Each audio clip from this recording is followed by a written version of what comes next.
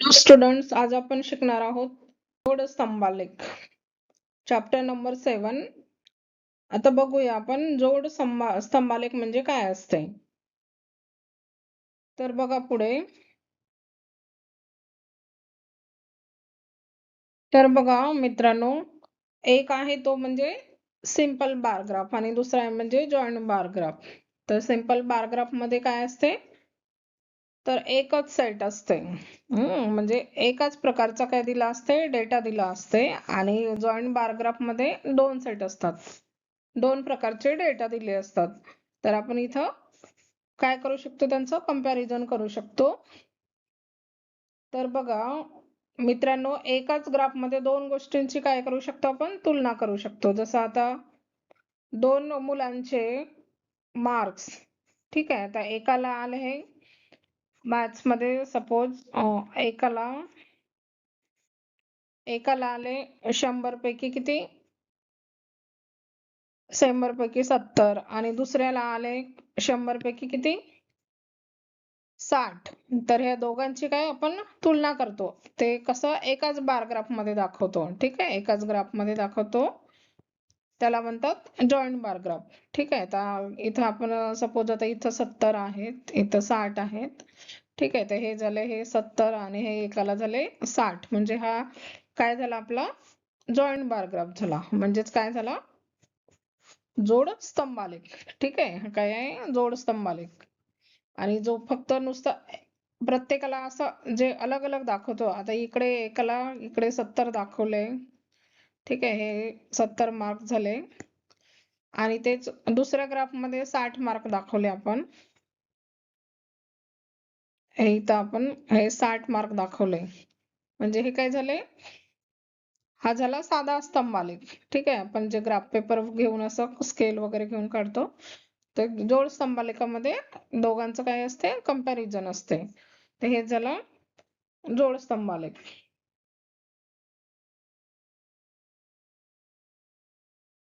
तर बघा आता स्तंभालेख काढायच्या काही स्टेप्स आहेत, ते बघूया आपण. स्तंभालेख कसा काढायचा, तर बघा ग्राफ पेपरवर ग्राफ पेपर घ्यायचा. ग्राफ पेपरवर पहिल्यांदा काय काढायचं, एक्स ऍक्सिस काढायचं. पहिल्यांदा आपण एक्स ऍक्सिस काढलं, मग नंतर काय काढायचं, वाय ऍक्सिस काढायचं. एक्स ऍक्सिस काढलं, वाय ऍक्सिस इथं असते छेदनबिंदू, ठीक आहे. हे झालं एक्स ऍक्सिस म्हणजेच एक्स अक्ष आणि हे झाले वाय अक्ष. मग नंतर काय करायचं, त्यांचे काय करायचे, जे आपलं इथं प्रमाण ठरवायचं एक्स अक्षावर काय घ्यायचंय ते, ठीक आहे. इथं काय करायचं, प्रमाण ठरवायचं वाय अक्षावर. म्हणजे जसं 1 सेंटीमीटर बरोबर किती, आपण इथं काय घेतलंय, 1 सेंटीमीटर बरोबर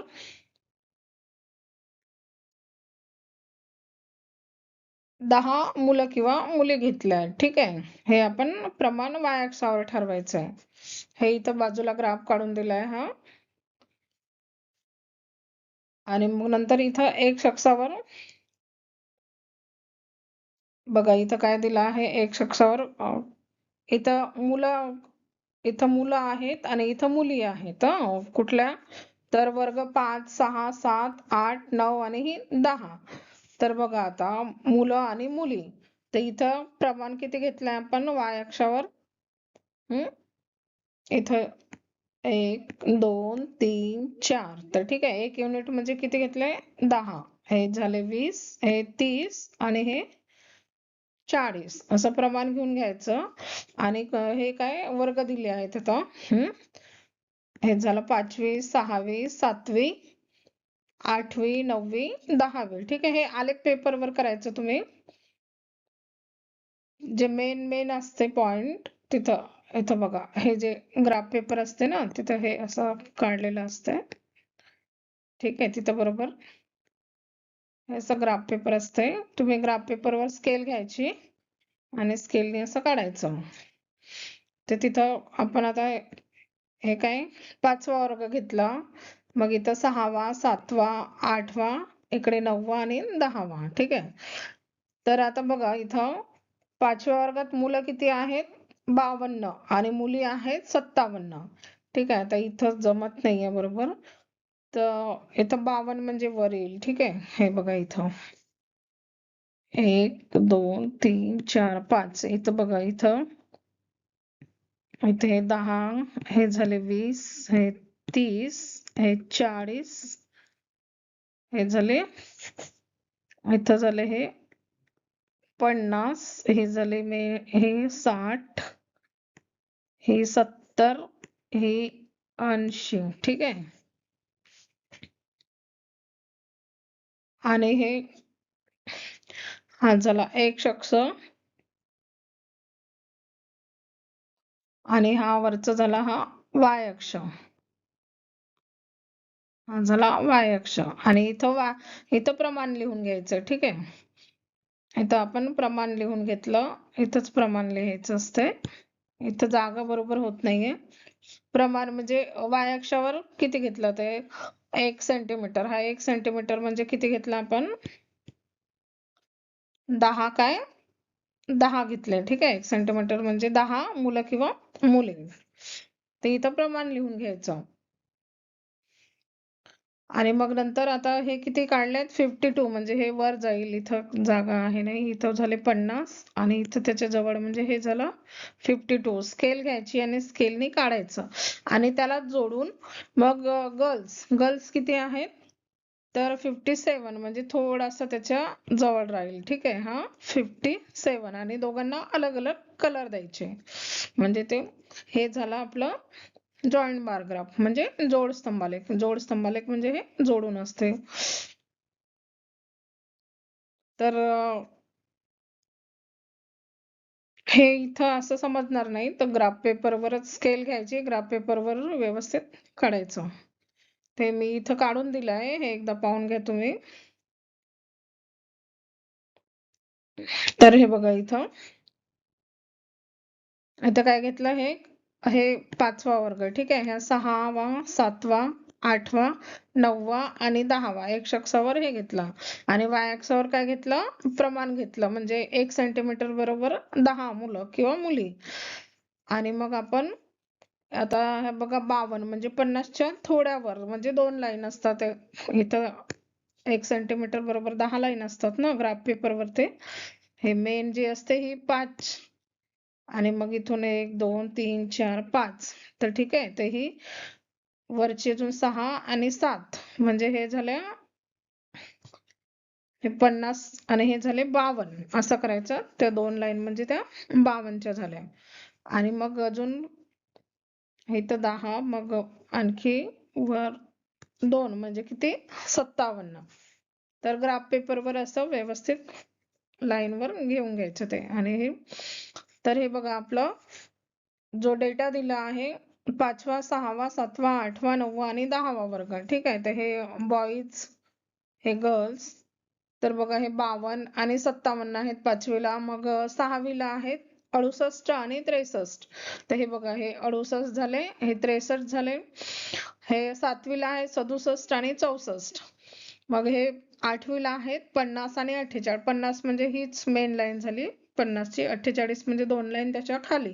आता 9वीला आहेत 62 म्हणजे सेम सेम आहे, म्हणजे 60च्या वर 2 लाईन. ठीक आहे, 60च्या वर काय 2 लाईन म्हणजे 62 झाले. आता 10वीला आहेत 60 मुलं आणि 64 मुली. 60 म्हणजे डायरेक्ट ही 60ची मेन लाईन येईल आणि 64 म्हणजे 4 लाईन वर जाईल. अशा प्रकारे आपण काय काढतो? तर जॉईंट बार ग्राफ काढतो. जसं बार ग्राफ काढतो आपण तसंच हा पण आहे, फक्त हे जे दोन डेटा आहेत ते एका ग्राफ मध्ये काढतो आपण. तर आता आपण पुढे बघूया आणखी. तर पुढे काय आहे? तर हे जो बार ग्राफ काढताना काही पॉइंट्स आहेत ते लक्षात ठेवायचे. तर बघा काय पॉइंट आहेत. तर बघा पॉइंट काय आहेत? जोड स्तंभालेखात सर्व स्तंभांची रुंदी काय असावी? समान असावी. ठीक आहे, तर जर आपण काय काढून राहिलो होतं, हा ग्राफ काढत आहोत. तर बघा आता हा आपला ग्राफ आहे. हा झाला एक शख्स, हा वरचा झाला वाय अक्ष. आणि हा त्याचा छेदनबिंदू. ठीक आहे. तर बघा आता हे जे आपण कॉलम काढतो, जे स्तंभ काढतो, त्याची काय रुंदी. ठीक आहे. रुंदी काय असावी? समान असावी. ठीक आहे. तर जसं आता हे इथे 1 सेंटीमीटर आहे, तर दुसऱ्याची पण किती पाहिजे? 1 सेंटीमीटरच. जर त्याला जी जोडलेली असेल ती पण 1 सेंटीमीटरच पाहिजे. मग दुसरं काय आहे? दोन जोड स्तंभातील अंतर काय असावे? समान असावे. ठीक आहे. तर हे याच्यामधील काय अंतर. आता अजून आपण इथं दुसरा काढला. छोटं मोठं होतंय. ते स्केलने बरोबर होईल. तर हे जे अंतर आहे, हे काय पाहिजे? समान पाहिजे. ठीक आहे. हे काय पाहिजे? समान पाहिजे. आणि हा जोड स्तंभालेख कशासाठी उपयोगी आहे? तर कशासाठी? Comparative study. म्हणजे दोघांची जर काय करायची असेल? तुलना करायची असेल, तर कुठला जोड स्तंभालेखाचा आपण वापर करतो. म्हणजे काय?